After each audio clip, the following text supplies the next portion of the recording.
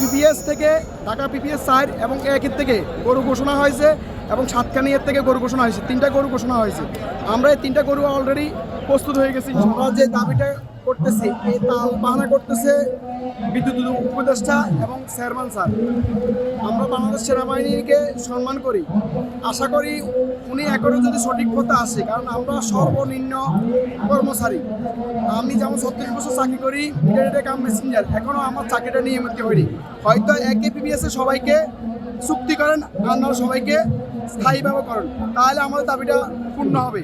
এই নিয়ে আমাদের সংক্ষিপ্ত আলোচনা তবু মোকারে বা সারাসারি নেই। দাবি না আদায় হলে হয়তো মৃত্যু, আর নলে দাবি আদায় পূরণ করতে হবে। আমরা প্রয়োজন এখানে কোরবান করবো, গরু জবা করে এখানে সবাই দাবি খাবো ইনশাল্লাহ। কোনো প্রকার আমাদের এই দাবি মানার ব্যাপারে কোনো প্রকার যুগোপযোগী সিদ্ধান্ত গ্রহণ করতেছে না। সংস্কারের জন্যই তো সরকার গঠন করা হয়েছে। আর বিদ্যুৎ বিভাগের সবচেয়ে বড় সংস্কার হচ্ছে পল্লী বিদ্যুৎ বোর্ড, পল্লী বিদ্যুৎ সমিতিটাকে সংস্কার করা। এর দায় কোনোভাবে সরকার এড়িয়ে যেতে পারে না। আমাদের দাবি এটা সংস্কার করতে হবে, আমাদের দাবিগুলো মানতে হবে।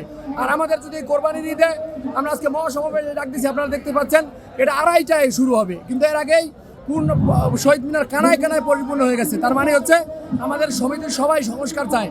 আমরা 40,000 লোকই এই সংস্কারের পক্ষে, চাইলে সবাই চলে আসতে পারতো, আসে নাই।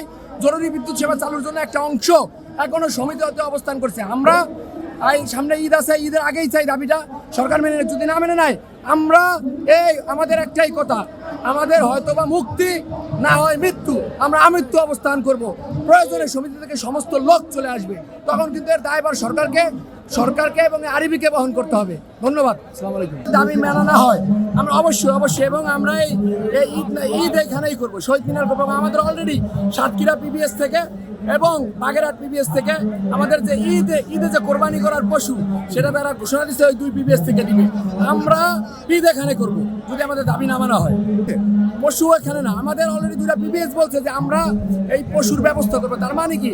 তার মানে পিবিএস থেকে চাচ্ছে যে আমরা এখানে ঈদ করি, এবং আমরাও চাই। আমরা দাবি না মানলে আমরা এখানে ঈদ করব। মানসিকভাবে আমরা প্রস্তুত। আপনাকে এই কথা দ্বারা আমি বুঝাতে চাচ্ছি যে আমরা মানসিকভাবে প্রস্তুত। এই কথার মানে কি? আমরা প্রস্তুত, সমিতিগুলো প্রস্তুত, ঈদ এখানে করতে প্রস্তুত।